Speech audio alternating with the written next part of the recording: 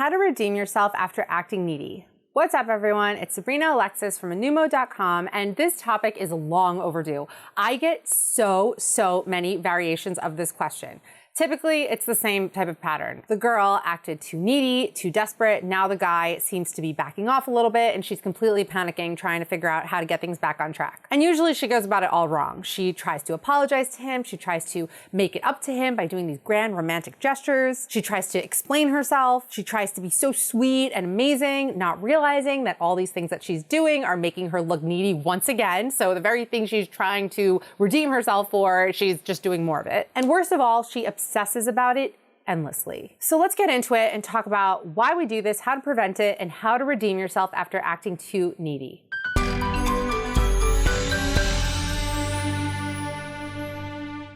Real quick, if you like this video and find it helpful, please tap that like button. It's such a quick, such an easy way to help me out, help me grow this channel. Also make sure to subscribe, ring the bell so you get notified whenever I post new videos. And if you want a better understanding of how men operate, specifically what men consider needy behavior, how to avoid it, and even more detail on how to redeem yourself after acting too needy, we cover this extensively in our He's Not That Complicated system. It's honestly a must read for all, for any woman who's ever felt confused by a man, and then definitely check it out. You can download it right now or when you're done with this video at understandhim.com. First, let's talk about what neediness is. I feel like when you hear the term neediness, we automatically think of like Kate Hudson and How to Lose a Guy in 10 Days. We think of a woman doing all these crazy over-the-top behaviors and being super clingy onto her man. But neediness is not just a set of behaviors. It's a state of mind. It's a mindset that poisons everything. The mindset is, I am not okay, and I need you to respond to me in a certain way in order to feel okay. And if you don't, you will suffer. And I will suffer. Everyone will suffer. How it manifests is like this. A girl is seeing a guy and she really starts to catch feelings. And then she worries that her feelings are developing so fast and he's not gonna reciprocate. And typically, if you do struggle with acting too needy, it is an indication that you struggle with low self-esteem. And deep down, she doesn't truly believe that he's gonna want her back. And she doesn't trust that things are gonna work out for her. Now, all of a sudden, she can't really enjoy the time she spends with him because there's always that worry deep down that he's gonna break my heart. I'm gonna be blindsided. So she's always on edge. She's in this hyper-vigilant state where she feels like she has to protect herself. She's always looking out for signs that he may be losing interest in her. Then, maybe one day, he takes a really long time to text her back. And then her mind immediately goes to, see, I knew it. I knew he was losing interest. All that obsessing and worrying, that wasn't for nothing. I was right. He's losing interest. I can't believe he's losing interest. I can't believe he led me on. Guys are such jerks. I can't believe this is happening. Why does nothing ever work out for me? And her mind spins and spins and spins until she takes herself to the depths of despair, and she goes to the darkest of places where it means that she is unworthy, unlovable. She's a loser. And this guy, that's it. She's never going to hear from him again. He's ghosting her, and all guys are going to ghost her, and she is just going to die alone. So then when she's in the midst of her panic, she may send him a barrage of text messages like, hello, where are you? Why are you taking so long to text me back? I saw that you were on Facebook earlier. I saw you updated your Instagram. Like, I know you have your phone. Why aren't you texting me back? What's going on? And the guy is like, whoa, what is happening here? What is going on? Whereas before, there was no problem. Maybe he wasn't responding because he was going to respond to it when he had time to focus, or he had a meeting, or whatever. There's all sorts of reasons why people don't respond to things. For example, I'm sure that with your girlfriends or your family members, you might text them and then they don't take a while to respond, and you don't even notice. You don't even notice that they have not responded unless it's like an urgent matter and you need them to reply because they're like, whatever, they're busy. It's only with the guys that we really like and that we're afraid are not gonna like us back, that's when we go into crazy mode. So the guy now in this scenario is feeling a little put off. He's like, I can't believe she's overreacting like this. Like, this girl can't handle the fact that like I took a few hours to respond to her. I don't know if I wanna get involved with someone like that. How am I ever gonna be able to do anything on my own? I'm always gonna have to worry about her and getting back to her right away. So these thoughts are in his mind, maybe on an unconscious level, maybe on a conscious level. He probably reflexively starts to withdraw a little bit, take some space, and now she is really panicking. I mean, the panic before was nothing compared to what we're experiencing now. And she beats herself up over the fact that she acted so needy. And why did I do that?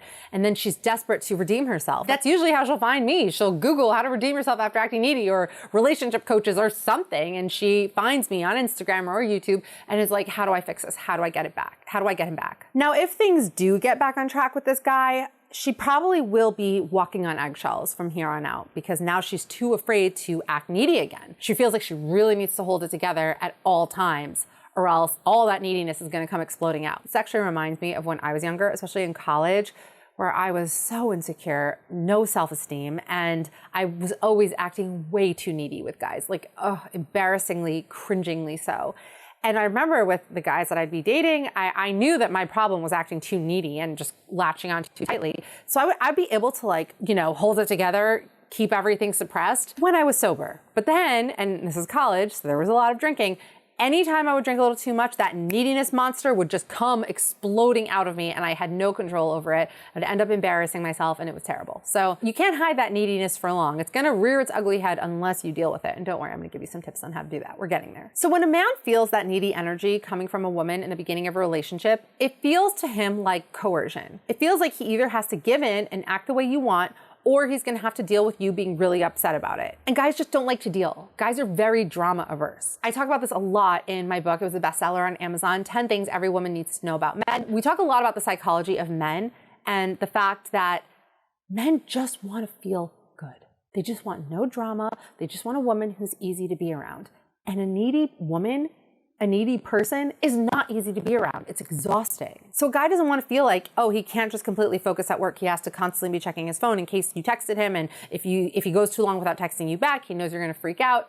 And he just doesn't want to deal with it. But you know that neediness is bad. I mean, you know that you acted too needy. You don't want to do that again. And that's what brought you to this video.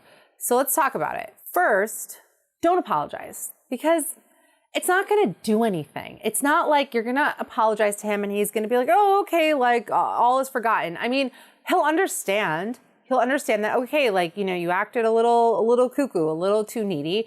I understand, but that's not really going to redeem you here. Now, only apologize if you, like, in your needy, crazed haze or whatever we want to call it, if you did something like particularly egregious to him, then sure, apologize for that. But don't apologize because, like, you know, you texted him too many times because he wasn't answering you back. Like, you know, you can acknowledge it, but do not talk about this endlessly. It's not going to do anything for you. Men hear actions louder than words.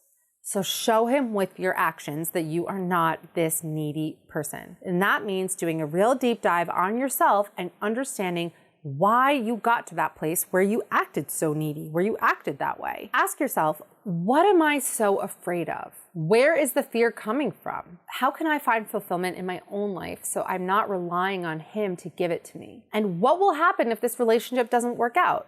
Like, play it out in your mind, because when we're in the heat of the moment, it feels so intense and so dramatic, and it feels like life or death.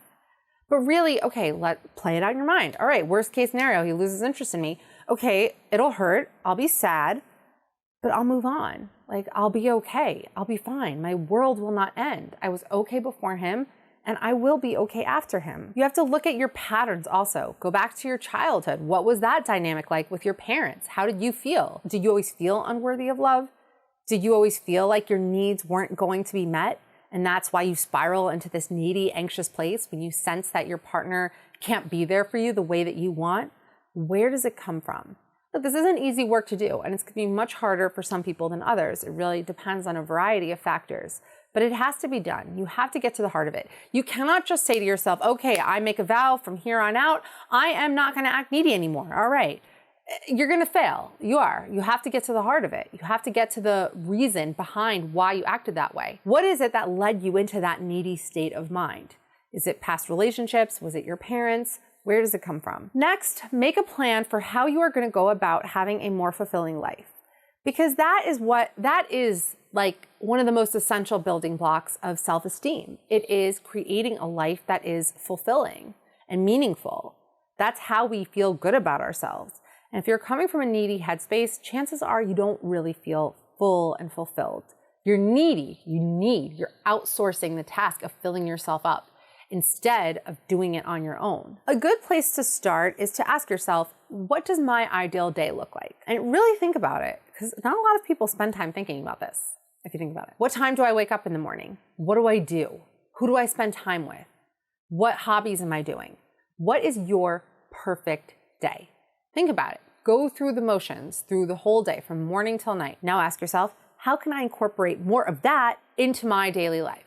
Now, you're not always going to be able to create the perfect day. People have jobs and they have school and they have kids and they have obligations, but you can incorporate some of it, even if that means waking up, a half hour earlier to get in some yoga or to go for a walk outside. It might take a little bit of sacrifice, but it'll be worth it because you are carving out that time in order to do things that are nourishing for you, for your mind and body and soul. When a guy sees that you have more going on in your life other than him, that's intriguing. Like, if you acted needy, then do that. Pursue your hobbies, paint or do ballet or take a cooking class. There's so much out there that you could be pursuing. And then that's how you redeem yourself, because this guy's going to be like, oh, she's not relying on me to be her sun and her moon. She has a lot going on. I need to fight for a space in her life. That is sexy. That is intriguing. That is alluring. You begging him to take you back or to forgive you for being needy and texting him nonstop and trying to win him over, that is not what's going to pique his interest. Also, notice what questions you're asking yourself. If you're in the needy state of mind, chances are you're constantly going to be thinking, how does he feel about me? Is he losing interest in me? Are we gonna take the next step in this relationship? Does he still want me? Instead, ask yourself things like, why do I feel so obsessive when it comes to my relationships? Why do I feel this intense pull towards him? Why can I not feel okay unless I hear from him? Look inward at yourself and start doing the work. Start questioning yourself. Stop questioning him. What is he doing? What is he thinking? What is he, enough, enough, enough, enough.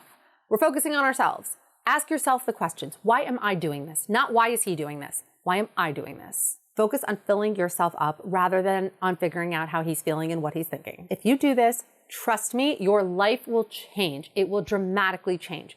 Once you start putting this into practice and you notice the changes, email me, tell me all about it. Leave me a comment, DM me on Instagram. I love hearing it. Wow, I feel like we got deep, we got heavy in this video. Please share your thoughts in the comment section. Make sure to like and subscribe. And if you want amazing relationship advice delivered into your inbox every day, sign up for the A New Mode newsletter, anewmode.com/subscribe, and I will see you in the next video.